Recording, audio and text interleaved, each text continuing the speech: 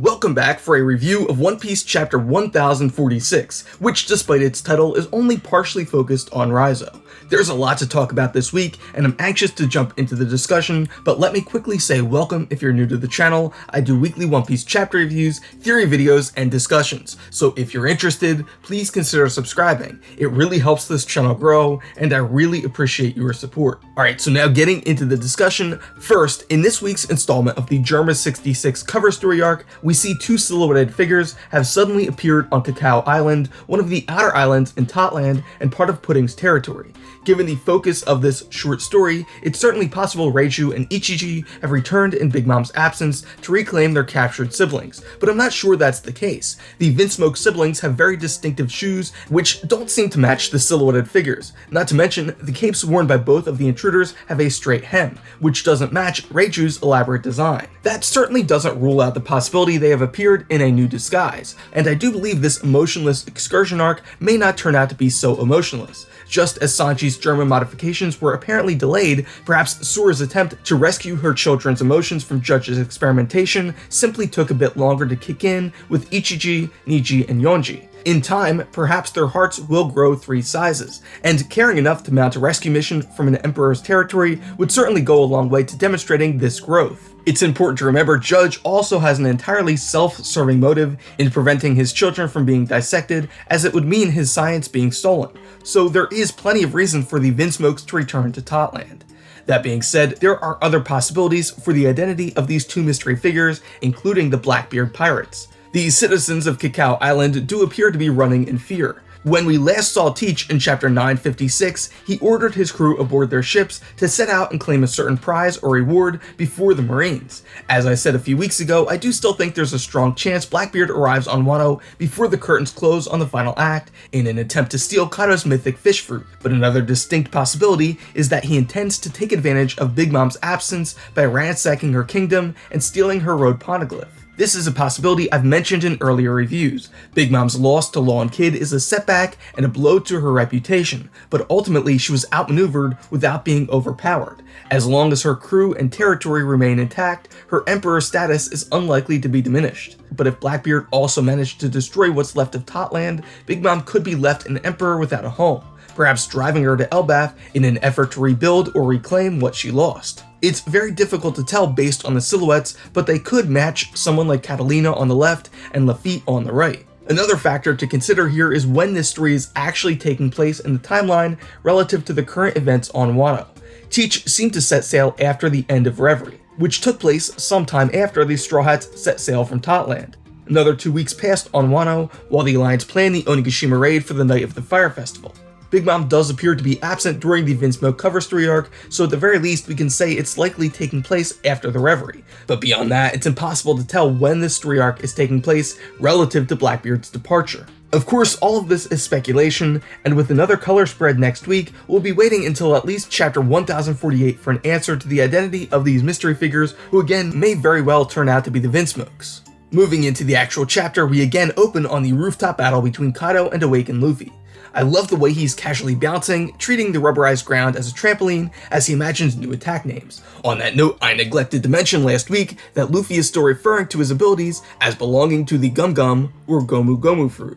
Of course, this makes perfect sense, in that Luffy remains unaware of the true name of his devil fruit hidden by the 5 elders and world government from the annals of history. Of course, even if Luffy did know that his Nika fruit belonged to the mythical zone category, I think he's probably unlikely to care very much or to change the nomenclature of his attacks. As discussed last week, Luffy's actual abilities are effectively still rubber-based, and the government's fear stems primarily from the unpredictability of his powers, a chaotic variable in their otherwise perfectly controlled system. Not to mention, they want to hide the name Nika because of the implication.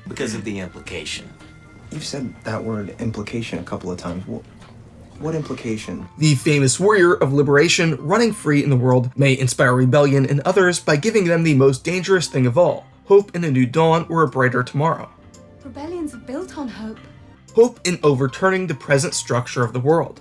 On that note, Zunisha says hearing Luffy's heartbeat makes it feel as if JoyBoy is near, which further suggests Luffy's powers once belonged to the warrior of liberation from the world's lost epoch. At the very least, it would seem Luffy's Nika Devil Fruit somehow directly links him to JoyBoy. On that note, I'll clarify again that I don't think this suggests JoyBoy was in truth the Sun God Nika. The fruit's power is based on a myth in the One Piece world, and it has evaded the Elder's grasp for the past 8 centuries. The source material for Mythic Zone is a mystery, but the fact that Nika is considered to be a legend or myth in the One Piece world suggests that if there ever was a real Sun God Nika, he likely lived long before the Void Century. JoyBoy was likely a mortal figure in the same archetypal mold as Luffy and Roger, who exemplified many of the same characteristics. The Nika fruit called out to Luffy for that very reason. Curiously, Kaido pauses to ask Luffy who he is after recognizing the sudden apparent change in his persona. As I said in the past 2 chapters, Luffy's suddenly overwhelmingly buoyant demeanor suggested he might have been semi-possessed by the soul or spirit of the Nika fruit, and the nature of Kaido's question suggests he might have had the same suspicion. Kaido certainly knows quite a bit about Zone Fruit, particularly of the mythical variety, given the source of his own power, so the fact that he considered Luffy might have turned into something or someone else suggests that it's a very real possibility for the spirit or soul of the fruit to overtake the individual by whom it was eaten. However, I was happy to hear Luffy proclaim himself to be Monkey D. Luffy, future Pirate King, which clarifies the fact that despite his awakening, he's still in the driver's seat. In fact, this week his mood does seem to have leveled off a bit, returning Luffy to his baseline level of goofy. As Luffy and Kaido's fight resumes, much of the middle of the chapter is focused on the fire, which has now completely consumed Kaido's castle. Nami and Chopper are reunited, but the rest of the crew are completely scattered throughout Onigashima. Oda jumps around to numerous small scenes here, so I want to quickly touch on some of the highlights. First, I love the joke where Brook is mistaken by the samurai for a corpse caught up in the flames. I also appreciate the symmetry of Zoro, Killer, and Beppo second in command to the Straw Hat, Kid, and Heart Pirates respectively, all equally incapacitated and being carried by other members of their crews. Frankie indicates Zoro is near the brink, so despite the apparition of the Grim Reaper seen a few weeks earlier, it seems he hasn't quite crossed over, and still occupies the land of the living. Somehow, Apu is still standing nearly 70 chapters into the Onigashima raid, which perhaps indicates that as one of the final antagonists, he will still need to be dealt with before the dust settles. She's like the cucaracha, you know? Born survivor. I'm still curious about Inbi, the last of the numbers. In earlier chapter reviews, I speculated that the one among the numbers could be Kaido's ace in the hole. You need an ace in the hole. And thus could provide an Oars-style battle for the rest of the crew and their remaining allies while Luffy settles the score with Kaido. However, so far Inbi, like the rest of the numbers, has failed to impress, and this week's chapter seems to further indicate the one in Kaido's deck is a low card rather than a high card. That being said, I do think there's still a slight chance there's more to the last of the numbers than is yet made apparent. It seemed Fuga possessed a devil fruit of some kind, so it's entirely possible Inbi does as well. Inbi may be dumb and cowardly, but that doesn't necessarily rule out him being powerful. In fact, it could fit well with the idea that the 1 is both a low and a high card, and could also explain why he isn't ranked among the upper echelon of Kaido's subordinates, along with King, Queen, and Jack. Of course, it's a bit late in the game, and Occam's razor suggests the simpler answer is likely correct, that Inbi, like the rest of the numbers, is nothing special. But I just can't quite give up on the idea of the Straw Hats, once regrouped, engaging in an Oars-style battle against a Devil Fruit-powered opponent. However, as I said, at this point it seems rather unlikely, so I'm just going to leave that prediction in the wishful thinking category. Of course, the real star of the show this week was the chapter's titular character Raizo. I had suspected that Zunisha would be the one to douse the flames engulfing Onigashima, but was pleasantly surprised by the twist, that Raizo stored up an entire deluge inside one of his ninjutsu scrolls while the crew were back on Zou. I particularly appreciate the motivation for his preparing for this very situation.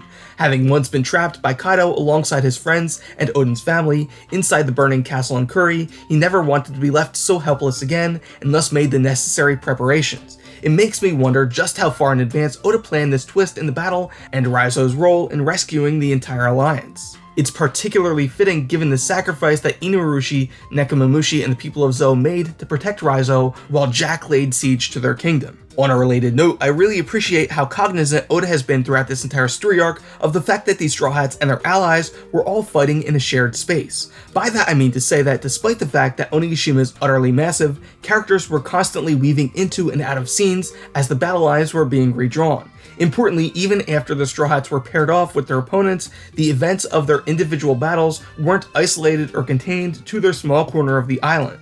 The island engulfing fire was started by Black Maria and Robin's battle, but evolved into something much bigger. This isn't anything new for Oda, but does speak toward his remarkable attention to detail. The large action set pieces which close off his story arcs are always entertaining, largely because they're so intricately crafted. That isn't to say they're always perfectly paced, looking at you Dressrosa, but Oda always puts a ton of thought into the sequence of events and their geographic orientation, which makes it feel like the action is taking place in a real, tangible location. I also really appreciate the manner in which Oda depicted the water being routed by Jinbei to travel throughout the castle. It was an inspired choice to show the events on multiple floors simultaneously from a side view, and again helps demonstrate just how much attention Oda placed to orienting his characters within this complex interior space. With the fire now extinguished, it seems the Lions can breathe a sigh of relief.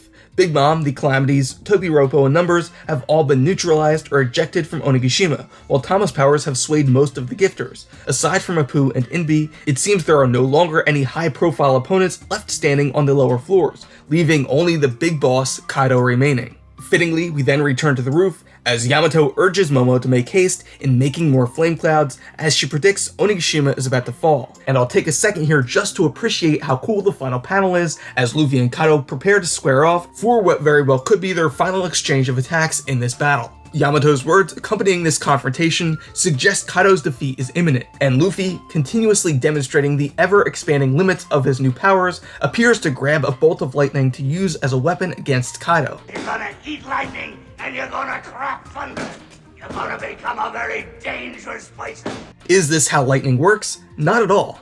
That's not how the Force works. Is this awesome anyway? Absolutely. The rule of cool totally applies here, and the cartoon aesthetic of Luffy's new powers only serves to make these breaches of real-world physics all the more appropriate.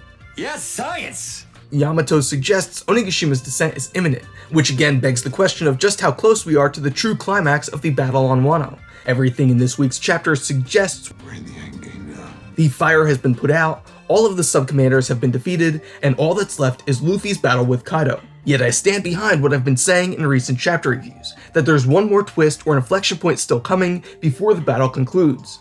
Onigashima may indeed fall soon, as Yamato predicts, but I think this could represent a false victory, preceding Kaido's flashback and subsequent awakening. For all of the reasons mentioned, I think there's another twist coming. But one important question which hasn't been addressed, if Kaido is capable of awakening, which I believe is almost certainly the case, given his explanation of the awakening process to Luffy in this week's chapter, then why hasn't he awakened his own power yet? Perhaps the answer lies in the question he asked Luffy at the start of the chapter: who are you? Kaido's question suggests there's a chance the will or spirit of his own power is capable of overtaking its host once awakened. This always seemed to be a possibility based on the jailer beasts from Impel Down, none of whom reverted to their human form, even when knocked unconscious. So perhaps the reason Kaido has not awakened his power yet is because he's resistant or unwilling to cede any control or authority to the soul of his devil fruit. Perhaps it's a power he only draws upon in dire situations. It's also worth mentioning, Crocodile noted Awakened Zone users are resilient and don't stay down for long. We just recently directly witnessed this phenomena in chapter 1043, when Luffy, after being completely defeated by Kaido, bounced back by awakening his Nika powers. Perhaps this same pattern will soon be repeated by Kaido. But this begs the question, if Kaido awakens, who or what will he become? I've suggested the mythical fish fruit turns the odds in Kaido's favor in one-on-one battles. Misfortune always seems to befall his opponents, yet we know this runs counter to Kaido's own desire to find a worthy opponent to end his life and complete his warrior's path. So perhaps this represents the will of Kaido's devil fruit running counter to its host, and if that spirit or soul fully awakens, what true final form might Kaido take? Could the Awakened Dragon be the final antagonist, which demands the assistance of the Nine Shadows from Toki's prophecy to at last deliver the new dawn to Wano? We may very soon have the answer to that question.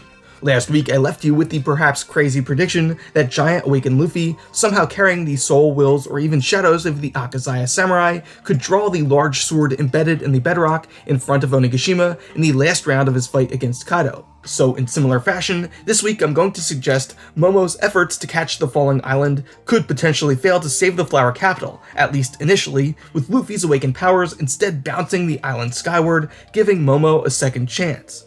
That's all for this week's chapter review. Thank you for watching. If you liked this video, please leave a like. If you want to be notified when future videos are posted, please consider subscribing, and remember to hit the bell icon to turn on notifications. It really helps this channel grow, and I really appreciate your support. But most important, what did you think about this week's chapter? Make sure you let me know your thoughts down in the comments.